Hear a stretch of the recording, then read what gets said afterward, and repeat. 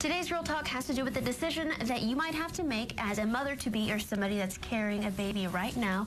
And here to tell us much more about it, we're talking to Dr. Garza from the Institute for Women's Health. Thanks for having me. Thank you for coming. Okay, what are we discussing today? Well, we're discussing safe ways to avoid that first cesarean section or the first C-section. In the United States, there's become an increase in the rate of C-sections, in some cases by as much as 50 to 60% higher than it was 10 or 15 years ago. The actual last published rate in Texas was just above 35% of all deliveries were performed by this surgery called the C-section. The percentage of C-sections have increased, and we're trying to bring those back down. Is that right? That's correct.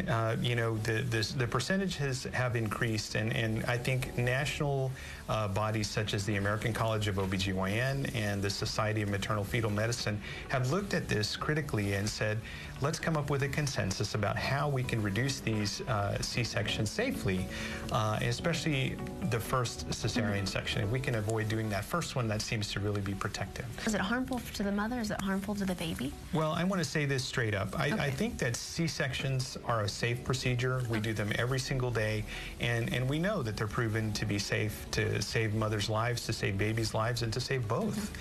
However, you know, the concern has become that the rate has become simply too high. More than 1/3 of all babies are delivered by surgery, and somehow that just doesn't seem appropriate. How do we intend on lowering the C-section rate? I think the big word in all of this is going to be patience.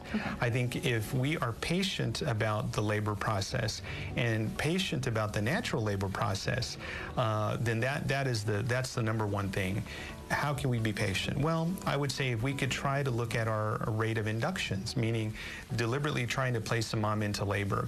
If we can let the natural process begin, then more than likely we're going to have a successful normal delivery.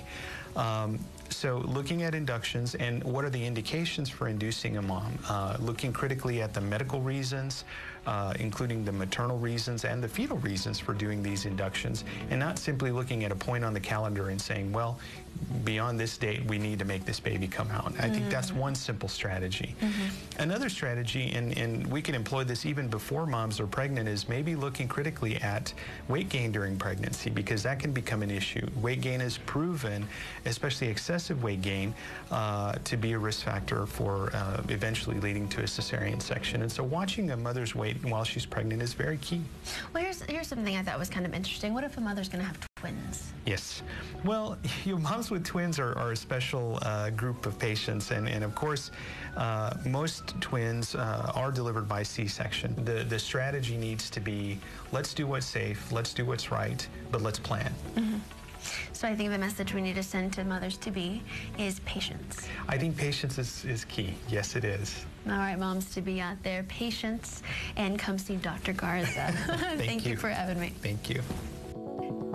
To visit the Institute for Women's Health, you can go to 18707 Hardy Oak Boulevard, Suite 230, or online, ifwh.org, Facebook, Institute for Women's Health. Give them a call at 210-349-9300. And they also have a new location you can visit them at. It just started yesterday. It's at 999 East Bassey Road, Suite 100. Also online, ifwh.org, or on Facebook, Institute for Women's Health, or Twitter at IFWHSA.